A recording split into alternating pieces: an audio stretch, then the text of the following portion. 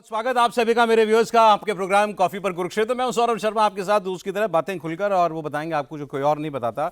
मैं आपसे शुरुआत में ही कह रहा हूं कि आप बस रिमोट छोड़ के बैठ जाइए अब इस प्रोग्राम के सामने, क्योंकि वाकई अगर आप राहुल गांधी के आज के हाइड्रोजन बम की सच्चाई जानना चाहते हैं, उनके आरोपों की सच्चाई जानना चाहते हैं, तो आपको वो यहीं मिलेगी। ऐसे मेहमान मेरे पास हैं और क्या करेंगे और चैनल पर जाकर चीखना चिल्लाना देखेंगे, आराम से इत्मीनान से सच सुनिए। यहाँ पर प्रदीप जी हमारे साथ प्रोग्राम में आ गए हैं। सर बहुत स्वागत है आपका। देवेंद्र प्राचार्य हमारे पॉलिटिकल एडिटर हमारे साथ हैं। देवेंद्र आपका बहुत स्वागत है। और आज के हमारे बहुत खास मेहमान, और मैं जिसको कहता हूँ मौके पे चौका, मोहम्मद अमीन खान साहब हमारे साथ हैं, farmer joint commissioner election commission of India. Sir joint director माफ कीजिएगा, मोहम्मद अमीन खान साहब। सर बहुत स्वागत है आपका। बहुत सारे सवाल आपसे ही हैं सर, हम सहायक भूमिका में होंगे। आप ही को जो है आज हवा क्लियर करनी है। दिल्ली की हवा तो नहीं साफ हो पाएगी, लेकिन ये जो हमारे लोकतंत्र के ऊपर जो एक प्रश्न चिन्ह राहुल गांधी ने लगाया है, इसकी सच्चाई जो है वो आपसे आप जानना चाहते हैं। एक 30 सेकंड में राहुल गांधी ने आज क्या कहा। राहुल गांधी ने इस ऐसी ही 2 प्रेस कॉन्फ्रेंस इससे पहले की हैं। आज उन्होंने सुबह पहले ट्विटर पर पोस्ट किया, H फाइल्स, हाइड्रोजन बम वाली फाइल लेकर के मैं आ रहा हूं।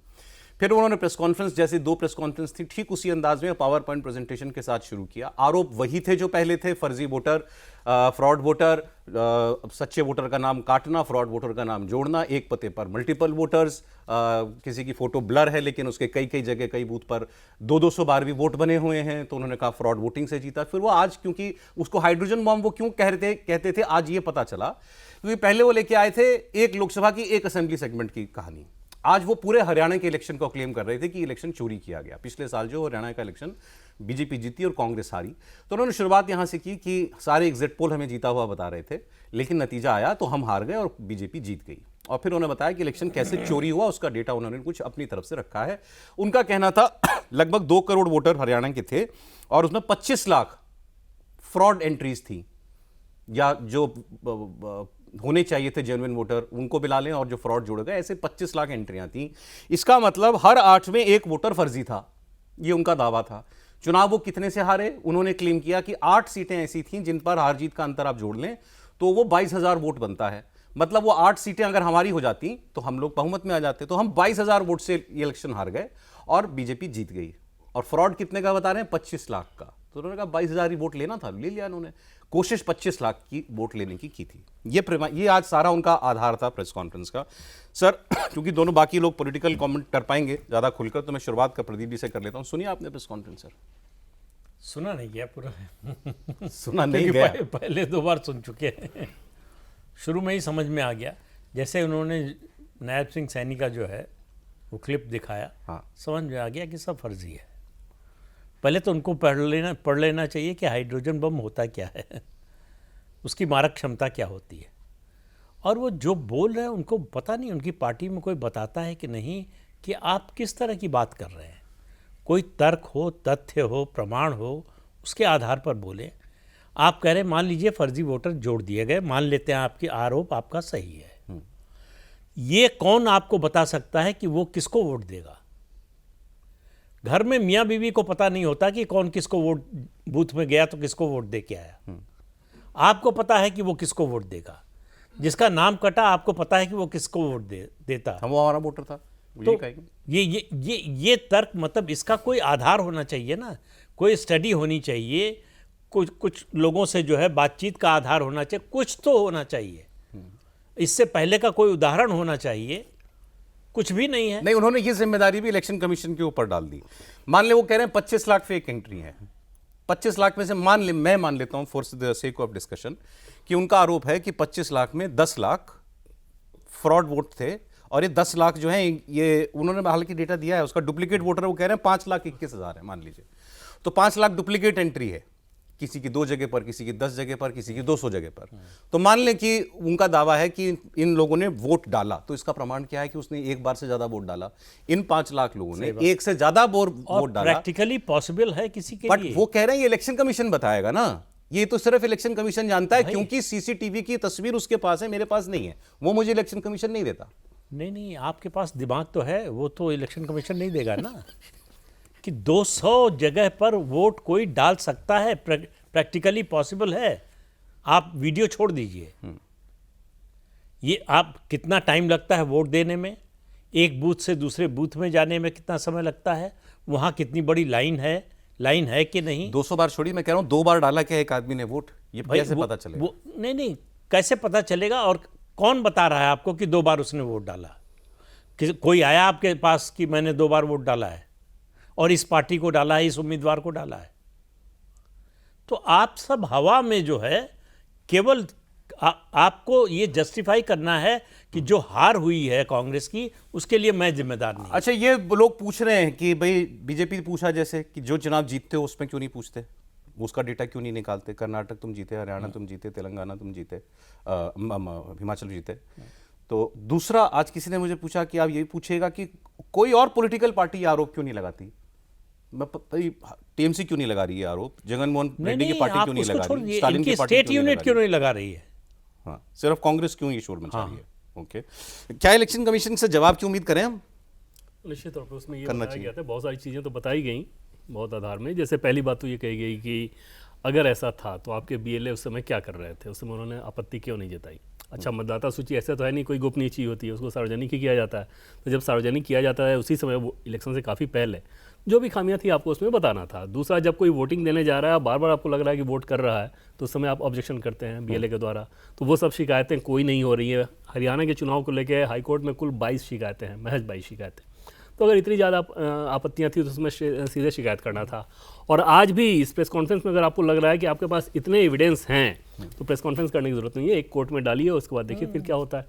वो सब आप कुछ नहीं कर रहे हैं। अच्छा, इसमें सौरभ कोई दो राय नहीं कि वोटर लिस्ट में गड़बड़ियाँ होती हैं, होते रही हैं पहले से, और वो सभी के लिए होता है। दोनों बातों का जवाब उन्होंने दिया है आज कि पहले क्यों नहीं बताया जब वोटर लिस्ट आपको चुनाव आयोग नहीं, तो उन्होंने कहा एंड टाइम पर आती है वोटर लिस्ट, तो चुनाव से जस्ट पहले आती है, उसको इतना डिलीजेंटली नहीं परसू किया जा सकता, उसमें नहीं देखा जा सकता, इतना टाइम नहीं होता। वही कह रहे हैं, हर बूथ के हिसाब से होता है ना की सर, आती है हर भाई। बूथ के हिसाब से। तो जो आपका बूथ एजेंट है उसको तो पता ही है ना।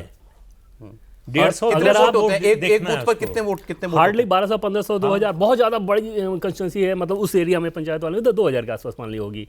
दूसरी चीज़ की अगर आप ये कहें कि हमारे पास बूथ एजेंट थे ही नहीं, तो वो कौन सा जनाधार था कि आपके पास नहीं, बूथ वो तो एजेंट तक डेटा नहीं दिया है थे? ना इलेक्शन कमीशन ने कि बिहार में कितने बूथ एजेंट हैं, उनके कितने हजार हैं, तो मतलब वो एजेंट तो हैं, होते हैं उनके पास, ऐसा नहीं है। दूसरा, वो कह रहे थे, किसी ने पूछा आप कोर्ट क्यों नहीं जाते, तो उन्होंने कहा सुप्रीम कोर्ट देख तो रहा है, आप दिखा रहे हैं सुप्रीम कोर्ट देख रहा है, तो सुप्रीम कोर्ट कुछ करे इसमें, अपने आप करे अदालत, मतलब मैं क्यों जाऊं, अदालत नहीं देख रही क्या? ये उनका लॉजिक है।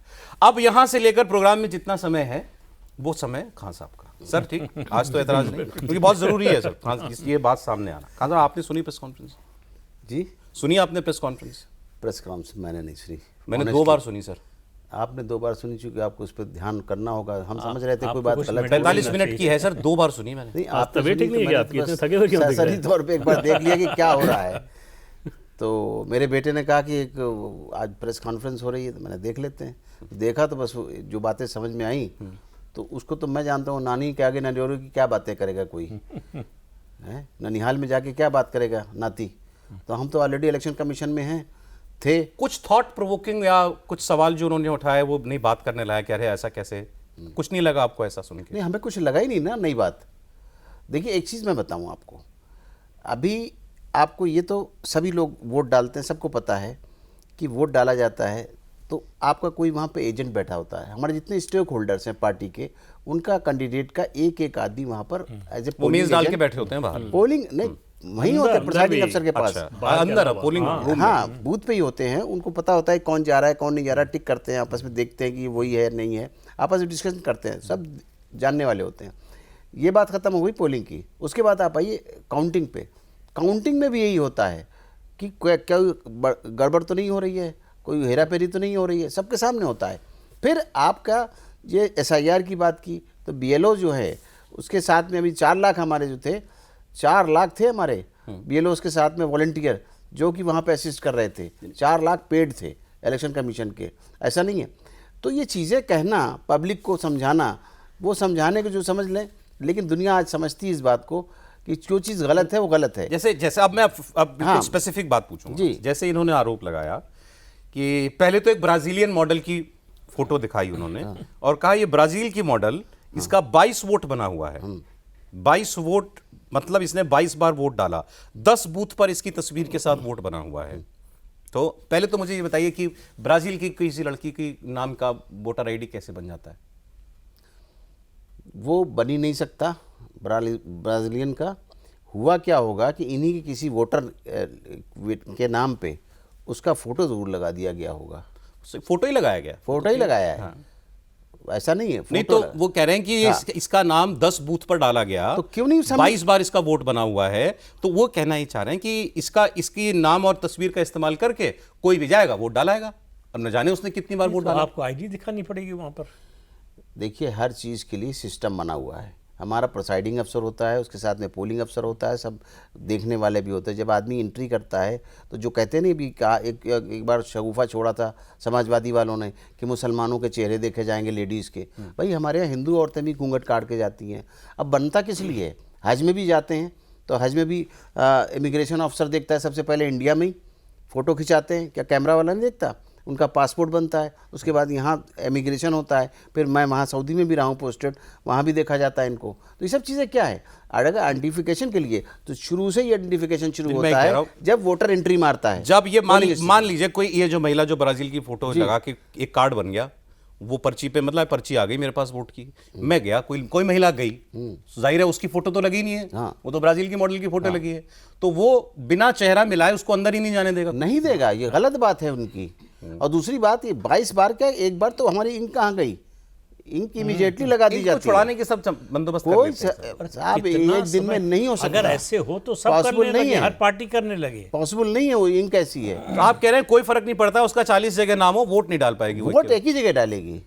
अगर वोट भी डालना है, अगर वही लेडी है तो एक जगह डालेगी। फिर उन्होंने एक उदाहरण दिया, एक फोटो दिखाई और कहा कि ये फोटो देखो, ये तो फोटो देख के ब्लर फोटो है, कि समझ में तो आ नहीं रहा, कि चेहरा ठीक से पहचान में आ नहीं रहा। कई बार होता है हमारे वोटर आईडी में, आधार कार्ड में फोटो क्लियर नहीं होती, तो उन्होंने कहा ये देखो ब्लर फोटो लेकर के 100 जगह इसका वोट बना हुआ है, वैसी ही फोटो का अलग अलग नाम से, अलग अलग पते से। ठीक, तो अब वो सुने वो कह रहे हैं ये क्यों किया, ये इसलिए किया कि एक मौका क्रिएट करें कि इस एम्बिग्युइटी का ना समझ में आ पाने वाले चेहरे के वोटर कार्ड से कोई भी जाके वोट डाला है। यही शर्मा जी इम्पॉसिबल बात है, इम्पॉसिबल बात है। मैं इसको बिल्कुल यकीन नहीं मानता, क्योंकि मैं प्रैक्टिकल तौर पे वहाँ मैंने काम किया है, हर चीज़ देखी है, एक एक चीज़ें हमने देखी हैं, और कभी भी ये पॉसिबल नहीं है। और इसीलिए आपको याद होगा कि आज अपोजिशन पार्टियां जो बात करती हैं कि हमें बैलेट बक्सा चाहिए, दोबारा कुल मिला के बैलेट बक्सा चाहिए। बैलेट बक्सा इसलिए चाहिए उनको कि एक आधे घंटे में, शाम को जब हमारी वाइंड अप हो रहा होता है, तो आधे घंटे में वो एक स्टैंप लेके दनादन करेंगे, 1000 से 2000 5000 तक भी आधे घंटे के अंदर छाप देंगे। लेकिन टेक्निकली देखिए ईवीएम से वोट करने में क्या प्रॉब्लम है कि 17 सेकंड लगते हैं, यहाँ वेरीफाई कराइए, वहाँ डालिए, वहाँ मशीन लॉक हो जाएगी, दोबारा फिर चलेगा मामला, तो 17 सेकंड एक बार लगता है, यानी 20 सेकंड का मामला होता है। तो आप बताइए आधे घंटे में कितने वोट डाल पाएंगे, पॉसिबल ही नहीं है। लेकिन इस केस में जैसे ब्राज़ील की मॉडल का वोटर लिस्ट में यहाँ पे 22 जगह नाम हो जाना, हाँ, एक महिला का 200 जगह पे नाम हो जाना, ये तो अपने आप में बता रहा है ना कि वोटर लिस्ट में समस्या है। वोट कर पाए ना कर पाए वो अलग बहस का विषय हो सकता है, वोटर लिस्ट में तो समस्या है ना। देखिए, ये जो लोग होते हैं ये स्टेट गवर्नमेंट के एम्प्लॉई होते हैं, बीएलओज वगैरह सब जीतते हैं, हमारे एआईआर वगैरह। अभी आपको याद होगा कि अगर आप विजिलेंट हैं तो आपने देखा होगा बंगाल में हमने इसी एसआईआर से पहले 4 ऑफिसर सस्पेंड किए गए, उसमें 2 की विटनेस दे रहा है चीफ सेक्रेटरी की ईमानदार लोग हैं, और chief minister Mamata Banerjee public में आके कह रही हैं कि नहीं ये हमारे 2 ईमानदार ऑफिसर्स हैं। लेकिन नहीं, इलेक्शन कमीशन जब सख्ती करता है तो चाहे उसका कितना बड़ा सीनियर अधिकारी हो, चाहे कितना बड़ा पॉलिटिशियन हो। देखिए, आपने आज सुना होगा कि लल्लन सिंह के खिलाफ भी एफआईआर दर्ज हो गई, और उनका जो पहले आनंद सिंह थे वहाँ पे मोकामा वाले, उनको अरेस्ट कर लिया गया।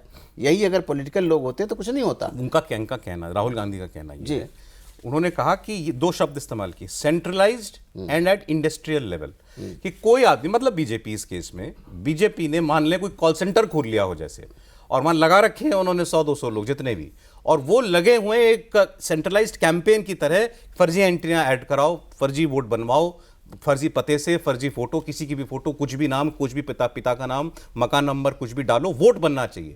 और ये वोट जो हैं, ये डिटेल इस पर एक आदमी को दिया जाएगा जो जाके उस पर वोट डालेगा। इसको वो कहते हैं इंडस्ट्रियल लेवल पर चुनाव की चोरी। आज आप अभी अपना नाम सर्च करना चाहिए, वोटर लिस्ट में आपका नाम है कि नहीं, आप सर्च करिए, तो आपका फ़ोन नंबर जो है उस नंबर पे एक ओटीपी आएगा, तब आप अपना नाम खुद सर्च कर सकते हैं कि लिस्ट में नाम है कि नहीं है। इतना सख्त हो चुका है इलेक्शन कमीशन। इस तरह की बातें लाना जो कल बीत गया, और हमेशा आपने देखा होगा इन्हीं की वजह से SIR हुआ है। जो याद होगा दिल्ली, हरियाणा और महाराष्ट्र में कहा गया कि रूलिंग पार्टी के वोट ऐड किए गए हैं और अपोजिशन के वोट डिलीट किए गए हैं, जबकि 98 कंप्लेंट्स आई थी, हमारे CEO ने बताया, और उनको रेक्टिफाई किया गया। इसके बाद कांग्रेस पार्टी ही महाराष्ट्र में हाई कोर्ट गई, हाई कोर्ट का चीफ जस्टिस ने जो वहाँ पे डिसीजन दिया और ये कहा कि आपको हमारी अदालत का समय बर्बाद करते हैं और आपको क्यों ना फाइन लगाया जाए। ये पब्लिक में है, प्रेस में, ऐसा भी जगह। हरियाणा की तो वो ये लोगों महाराष्ट्र को की आदत बन गई है, कुछ लोगों को जो अपोजिशन में बैठे हैं, कि हम इन पे ब्लेम करें और इलेक्शन कमीशन को प्रेशराइज करें। लेकिन इलेक्शन कमीशन कभी प्रेशराइज होने वाला नहीं है। आपने देखा इन बातों के इलेक्शन कमीशन को जवाब नहीं देने चाहिए। क्यों देगा आदमी से, किस चीज़ का जवाब देगा? रोजाना लेगा, कुछ ना कुछ आ जाते हैं। अगर कोई दिक्कत है इनको लिख के दें, साइन करके दें पेपर्स कि हमें ये मिले हैं फैक्ट्स, और हम इलेक्शन कमीशन को दें, इलेक्शन कमीशन जवाब दे देगा राइटिंग में। लेके देखिए वो करना नहीं क्यों चाहते। कह रहे हैं मुझसे क्यों ओथ पे मांग रहे हो, मैं क्यों वो एफिडेविट मत दीजिए, आप अपने लेटर हेड पे दे दीजिए, अपोजिशन वाले पे, पार्लियामेंट का जो मेंबर हैं उस लेटर हेड पे लिख के दे दीजिए कि ये फैक्ट्स हैं। देते क्यों नहीं है? उस पर अशोक की लाट लगी है, देते हैं लेटर हेड पे, कुछ चिट्ठियाँ देते होंगे ना काम करने के लिए, इसके लिए उसके लिए। चलिए मत दीजिए ओथ पे, इस पे दे दीजिए, इलेक्शन कमीशन लिख के दीजिए, इलेक्शन जवाब देगा, प्रोटोकॉल है, चाहे PM को भी चिट्ठी लिखी जाए। सूरज सर वो ये कह रहे हैं कि भाई ये तो उन्होंने क्योंकि वहाँ खोल कर दिखाया पूरा पूरा बोर्ड पर, स्क्रीन पर सब कुछ, तो ठीक है, उसमें फर्जी एंट्रियां तो थी या डुप्लीकेट एंट्रियां थी, जो भी थी, या पते गलत थे किसी, और एक ही नाम के साथ फोटो एक ही है लेकिन उस पर नाम, पिता का नाम, मकान नंबर कई जगहों पर अलग अलग दिया हुआ था। This goes to show Sharma कि आपकी SIR तो यही ठीक कर रही है ना। हाँ, मैं आ रहा हूं उस पर। पहली बात तो जो इन्होंने पूछी कि आपकी वोटर लिस्ट में सब कुछ ठीक नहीं है, ये तो हम में से हर कोई मानेगा ये ना। तो हर आदमी मानेगा, हर वोटर मानेगा।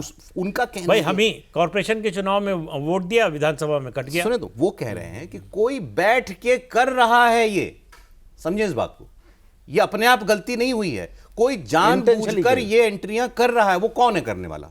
अच्छा मान लीजिए कि कर रहा है कोई, हाँ, कोई कॉल सेंटर खोल लिया है, इंडस्ट्रियल लेवल पर जो है ये सब हो रहा है, तो क्यों किसी एक स्टेट में हो रहा है, झारखंड में क्यों नहीं हुआ? केरला में क्यों नहीं हुआ? नहीं, तमिलनाडु में क्यों नहीं हुआ? पश्चिम बंगाल में क्यों नहीं हुआ? इतना हाई स्टेक इलेक्शन था पश्चिम बंगाल का बीजेपी के लिए। तो जहां आप हार गए वहां बेईमानी हुई है, जहां आप जीत गए वहां सिस्टम में कोई गड़बड़ी नहीं है, वहां जो है मतदाता सूची भी ठीक है, इलेक्शन कमीशन भी ठीक है, और सारी व्यवस्था वहां ठीक है। तो ये जो है मीठा मीठा गप कड़वा कड़वा थू, ये कैसे चलेगा? आप या तो कहिए सब गड़बड़ है, हम जो जीते हैं वो भी बेईमानी से जीते हैं। नहीं, उन्होंने कहा देश का प्रधानमंत्री, देश का गृह मंत्री और हरियाणा का मुख्यमंत्री ये गलत तरीके से कुर्सी पर बैठे हैं, ये डिजर्व नहीं करते। और लीडर अपोजिशन और उसमें सिर्फ सौरभ स्टेट का मसला नहीं है। जैसे अमेठी हार गए पिछली बार तो गड़बड़ था, रायबरेली इस बार वहीं बगल में जीत गए, अमेठी भी जीत गई कांग्रेस पार्टी, तो ठीक है सिस्टम। मतलब एक स्टेट के अंदर भी एक कंस्टिट्यूंसी पे गड़बड़ हो जा रहा है सेंट्रलाइज तरीके से, दूसरा कंस्टिट्यूंसी छोड़ दिया जा रहा है, तो वो तर्क तो नहीं है। बट इसमें कोई दो राय नहीं कि आयोग के अंदर समस्याएं हैं, बहुत सारी समस्याएं हैं, और आयोग का जो रिस्पॉन्स होना चाहिए ऐसी कमियों को लेके वो एकदम स्पेसिफिक होना चाहिए। भाई अगर आपके वोटर लिस्ट में 22 ऐसे ब्राजील के मॉडल का नाम आ वो जा कह रहे हैं मुझे एक्चुअल फैक्ट बताओ ना, ये एंट्री यहाँ गलत हुई है, तब तो मैं उसका जवाब दूंगा। कि वो कंस्टिट्यूंसी वाइज जब सामने पब्लिक डोमेन में आ गया तो आप चेक नहीं करोगे, और अगर वो गलत दिखा रहा है तो संवैधानिक संस्था है, आपको तो फ्रॉड का केस करना चाहिए फिर राहुल गांधी पे। बताइए फिर इलेक्शन कमीशन पलट के इन पे केस क्यों नहीं करता? माफी जैसे पिछली बार कहा CEC ने कि या तो माफी मांगो नहीं तो हमें डेटा दो एफिडेविट पे, उन्होंने दोनों ही काम नहीं किए, तो इलेक्शन कमीशन को कार्रवाई करनी चाहिए थी उन पे। देखिए मैं पहले भी कहता रहा हूँ और अभी भी कह रहा हूँ, सुओ मोटो इन पे एक्शन लेना चाहिए था, जो इलेक्शन कमीशन ने नहीं लिया, जिसकी वजह से तीसरा बम आ गया, अभी चौथा बम भी आएगा। अच्छा, आप इस पक्ष में है कि इलेक्शन कमीशन कार्रवाई करे? कार्रवाई करना चाहिए, तब लोग याद करेंगे सेशन की तरह। आप एक संवैधानिक संस्था, मैं फिर बता दूं एक बार, मोहम्मद अमीन खान साहब का सवाल डेजिग्नेशन बार बार आपको बता रहा हूं मैं, डॉक्टर मोहम्मद अमीन, पूर्व संयुक्त निदेशक चुनाव आयोग, पूर्व जॉइंट डायरेक्टर चुनाव आयोग, भारत सरकार। कब से कब वाले टर्म में थे सर? वो बोल रहे हैं। किससे किस साल तक रिटायर्ड कब हुआ आप? मैं 17 में रिटायर हुआ। 2017 में। Okay। मतलब नियुक्ति तो आपकी यूपीए सरकार के समय से ही तो रही है आपने वहाँ हर लेवल पे अब ये काम अपने हाथ से देखा है ना सर, पोलिंग लिस्ट बनने वाला, अपडेट होने वाला। मैं लक्षद्वीप भी गया हूँ एफएलसी करने के लिए, फर्स्ट चेक मशीन्स देखने के लिए कैसे रखी जाती, कहाँ रखी जाती नहीं ऑफिशियली। मैं फेक डिस्ट्रिक्ट गया हूँ काउंटिंग कराने की, नागालैंड। मैं टेहरी सीट की हूँ पार्लियामेंट की, वहाँ भी गया हूँ मैं मशीनें देखने के लिए। जब नहीं, यहाँ मुद्दा चूंकि वोटर लिस्ट है, तो वोटर लिस्ट कैसे बनती है ये अपने मतलब ये बेसिक है आपके लिए। हाँ, तो यहीं से स्टार्ट होता है, इलेक्शन कमीशन का काम वोटर लिस्ट से स्टार्ट होता तो ये है। गड़बड़ियाँ कैसे कैसे शुरू में ही हो जाती हैं, जरा वो बताइए कि वो मैंने कैसे बताया ऐसा ना होता है? आपको, जैसे हमने पकड़ा था बाराबंकी में, तो इसको देखने वाला होता है हमारे कुछ ऑफिसर्स लोकल लेवल पे लापरवाह होते हैं। लेकिन अब लापरवाही इसलिए नहीं होती कि उन पे एक्शन ज़्यादा होने लगा है, तो थोड़ा सा सख्ती हुई है।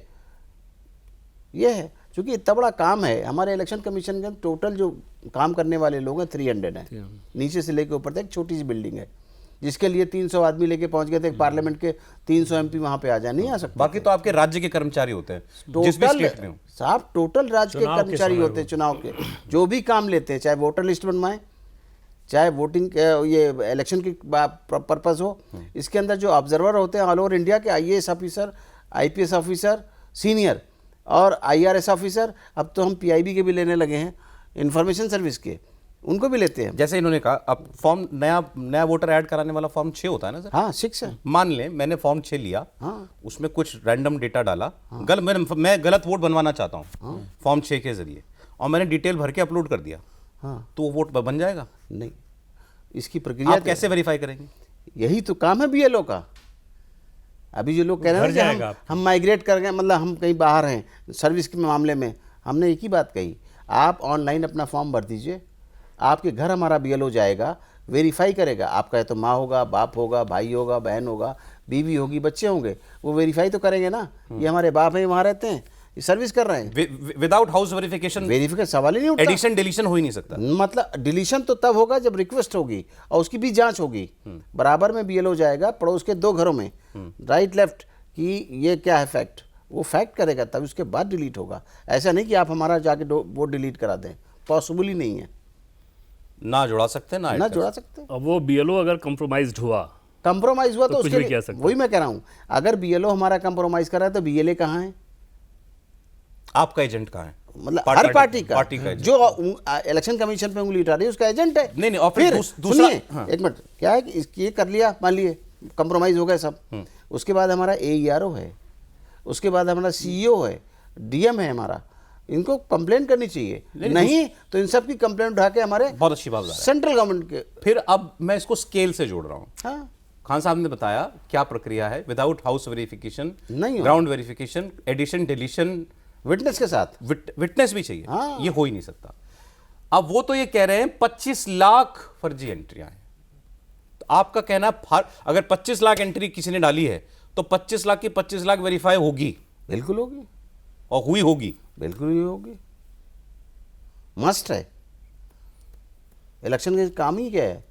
इलेक्शन 25 लाख फ्रॉड एंट्री संवैधानिक संस्था है, उसका काम ही यही है। नहीं वैसा हुआ तो नहीं होगा सर, क्योंकि वो हुआ 25 होता लाख तो ऐसे कैसे डेटा दिखता? नहीं दिया, क्लेम किया कि 25 लाख, 8 में एक फर्जी क्लेम बेसिकली होता है, जैसे सर ने भी बताया ना कि एक अब इलेक्शन आपको में मैं उन्होंने वोट किया, बताऊं, अगले में ऐसा इनका नाम यार कटा हुआ प्रक्रिया था। चल रही, सब बातें ठीक है। जिस दिन वोटिंग होगी उससे 2 दिन पहले या 1 दिन पहले या उसी दिन भी कोई डेथ भी हो सकती है, किसी को अर्जेंसी लग सकती है, माइग्रेट भी कर सकता है, ये सब चलता रहता है। इसलिए हम अपडेट बिल्कुल नहीं मानते हैं इलेक्शन कमीशन की जो लिस्ट है वोटिंग डे तक। हाँ, जब वोट पड़ जाता है तो ठीक है, और आप सब कुछ इसका verify जवाब है। दे दीजिए आप इसका भी कि एक पते पर 60 लोग के वोट बने थे, एक पते पर 500 वोट बने थे, हाउस नंबर 0 डला हुआ था। हाउस नंबर 0 का मतलब क्या? हाउस नंबर 0 नहीं हो सकता। जहाँ तक सवाल है, आप देखेंगे कोटला मुबारकपुर चले जाइए, नोएडा में चले जाइए, बड़े बड़े कॉम्प्लेक्सेस हैं, उनका नंबर 1 ही होता है। आपने देखा होगा, वहाँ पेइंग गेस्ट रह रहे हैं या छोटी छोटी फैमिलियाँ रह रही हैं।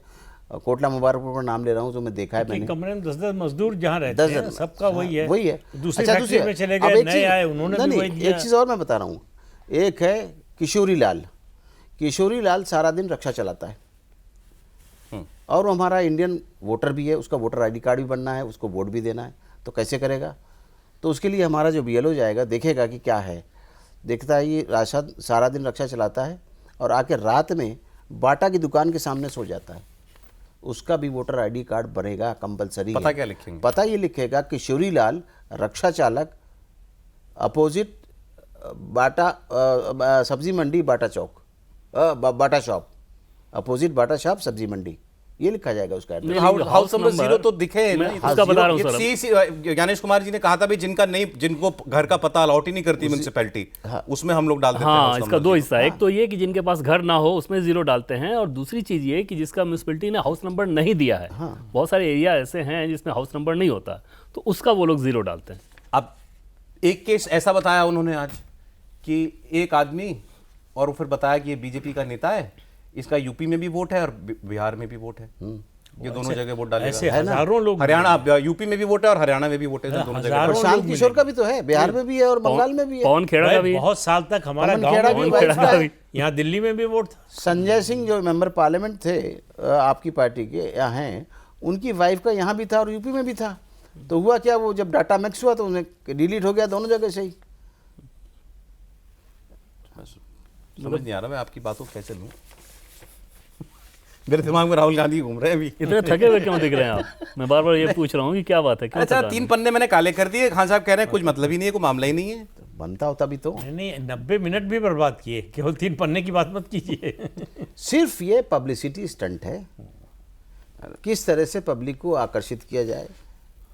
अभी किसी ने लिखा, कौआ कान ले गया, अब ये नहीं देख रहे हमारा कान है नहीं है, कौआ ले गया, उसके पीछे भाग रहे हैं लाठी लेके, कैसे पॉसिबल? नहीं, लेकिन आयोग को ये बात नहीं कहनी चाहिए और इस तरह का स्टैंड आयोग के जो अधिकारी हों, क्योंकि ये तो दिख रहा है कि मतदाता सूची में, और तभी अब SIR करा भी रहे हैं कि SIR की सख्त जरूरत है।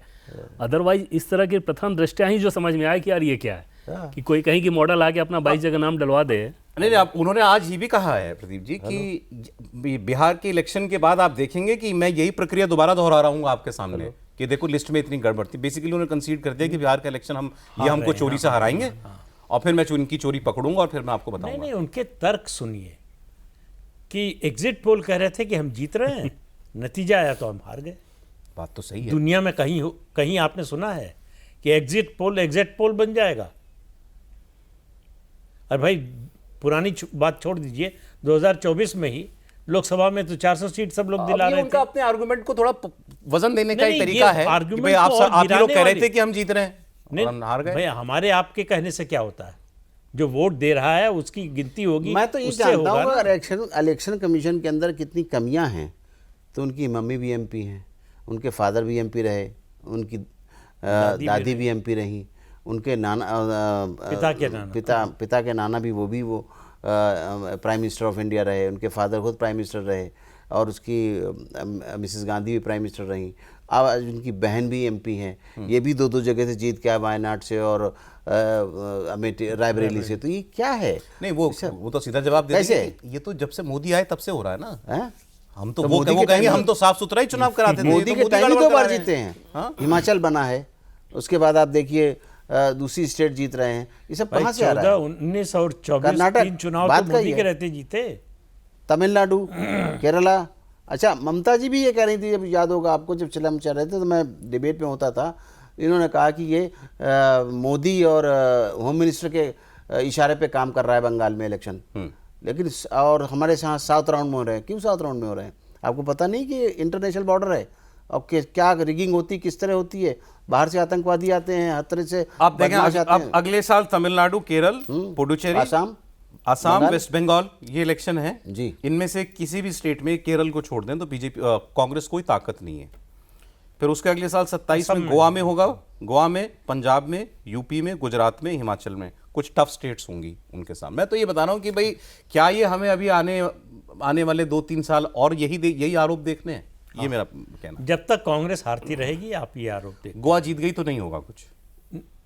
गोवा नहीं है, असल में लोकसभा जीत गए तो ये आरोप बंद हो जाएगा। हाँ, सही बात है। बाकी स्टेट से नहीं होगा। स्टेट के बारे में भी तर्क जब है तक उनका। लोकसभा नहीं जीतेंगे वो यही माहौल हाँ, बनाएंगे। यही है। पिछले लोकसभा में सौरभ, उत्तर प्रदेश में बहुत सारे बीजेपी के हारे हुए कैंडिडेट ये कह रहे थे कि हमारे वोटर्स का नाम कटा हुआ था। उत्तर प्रदेश में बीजेपी की सरकार है, वो था मोहल्ले का नाम कट जाता बहुत है। सारा बता रहे थे। तो ये गड़बड़ियां तो होते ही रही हैं पहले से, काफ़ी पहले से। नरेंद्र मोदी का आने के बहुत पहले से 2014 में जब आया तो सिस्टम किसके कब्जे में था, तो सब कुछ सर यूपी एक बात सरकार बिल्कुल ईमानदारी से बता देंगे आप, और आप बताएंगे, मुझे पता है चुनाव आयोग दबाव में काम करता है जो सत्ता में होता है उसके? हमारे समझ से तो नहीं करता, कैसे करेगा आप मुझे बताइए।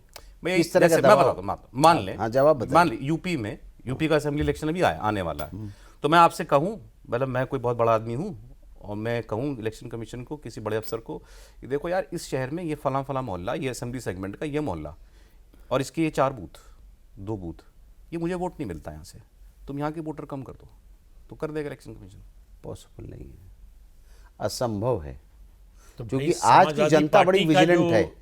आपको याद होगा कि पहले हम जब, अब तो काफ़ी बुजुर्ग हुए हमें बच्चे जो छोटी सी ट्रॉफी में बहला दिया जाता था, आज छोटा से छोटा बच्चा चॉकलेट लेता है जिसकी प्राइस 50 रुपए से कम नहीं होती, हम टॉफी में मान जाया करते थे। आज वो ज़माना नहीं है, आज बच्चे को हर चीज़ का पता है, हर एक आदमी को पता है, जो घर में बैठा है उसको पता है कि ट्रम्प ने क्या बोला है और मोदी जी ने उसका क्या जवाब दिया है।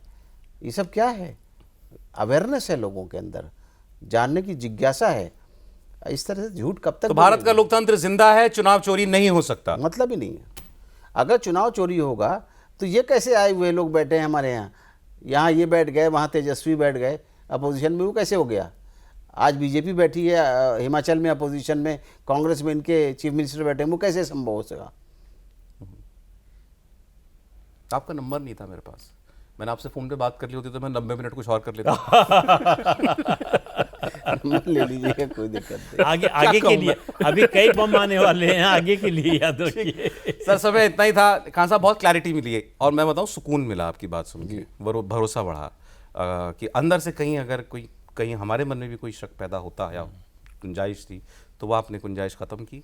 ये इसलिए ज़रूरी है कि लोग जो देश हमको मिला है इसकी व्यवस्थाओं पर यकीन लेकिन रखें। खान एक साहब की चीज़ एक और बात जोड़ से दूं मैं मैं? सहमत हूँ कि इलेक्शन कमीशन को राहुल गांधी के खिलाफ केस करना चाहिए। यस, एक चीज़- या तो आप कार्रवाई करो नहीं तो आप सबूत दो। एक चीज़ ये और ऐसे ही जो- नहीं चलता रह सकता। एक SIR चीज़ और- बहुत ज़रूरी है, कम से कम ये सारे केसेस और यही एक बता चीज़ रहे और मैं आपको बताऊंगा कि एक चैनल का नाम नहीं लूँगा, उन्होंने मुझसे कहा कि वो उन्होंने खुफिया कैमरे से किया था, नेशनल चैनल है उसका, मैं रात को 11 बजे तक उस दिन जवाब देता रहा। पहला हुआ था इतिहास में कि ये जो छोटी छोटी पार्टियां हैं ये काम करती हैं दूसरे बड़ी पार्टियों के लिए, कैंडिडेट्स के लिए, अपना इंफ्रास्ट्रक्चर जो भी मिलता है फैसिलिटीज उनको देती है। रजिस्टर्ड पार्टियां हाँ, हैं या अब आप देखिए इंडिपेंडेंट हैं। आज की डेट में 500 से ऊपर पार्टियां डिलीट की गई हैं, मतलब डिलीशन हुआ है उनका। वो जैसे शेल Registration। कंपनियां होती हैं ऐसे शेल पार्टियां। हाँ, तो उसको किया गया है, वो कारण यही था। अब जो आए हैं ज्ञानेश कुमार जी बारीकी से एक चीज़ देख रहे हैं, मैं आपको आज बताऊं, पूरा स्टाफ चेंज कर दिया गया है, पूरा सेक्शन चेंज कर दिया गया है, हर चीज़ की धाराएं अलग कर दी गई, कहा गया क्लियरिटी लाइए पब्लिक के लिए। राहुल गांधी आप आपकी बात सुन रहे होते हो कहेंगे यही तो हम कह रहे हैं, सब जगह संगी भर लिए इन्होंने, जी सब जगह संगी भर लिए होंगे। अब उनके कहने से तो कोई काम नहीं चलता, लेकिन हाँ ब्यूरोक्रेट्स हैं, ओके। शपथ लेके काम करते हैं, शपथ लेके कि हमें नौकरी का डर भी रहता होगा जी, भाई, मैं गलत काम करूंगा मेरी नौकरी जाएगी। सीधी सी बात है। एक मॉरल भी होता है ना अपना कि कितना गलत काम करेंगे, दुनिया देख कहीं रही है। आके आपको अंतर्राष्ट्रीय विश्वास तो चलिए करना- सर, देखा आपकी जाए। आपकी बातें सुनकर व्यूअर्स क्या कहेंगे कि क्या वो हमको पता चलेगा कमेंट्स में, और क्या पता कांग्रेस पार्टी भी कुछ कहे आपकी बातों पर, तो कहने फिर आपको दोबारा तकलीफ देंगे सर। हम बराबर बहुत बहुत शुक्रिया खान साहब प्रोग्राम में आने के लिए। प्रदीप जी बहुत धन्यवाद आपका, देवेंद्र बहुत शुक्रिया आपका।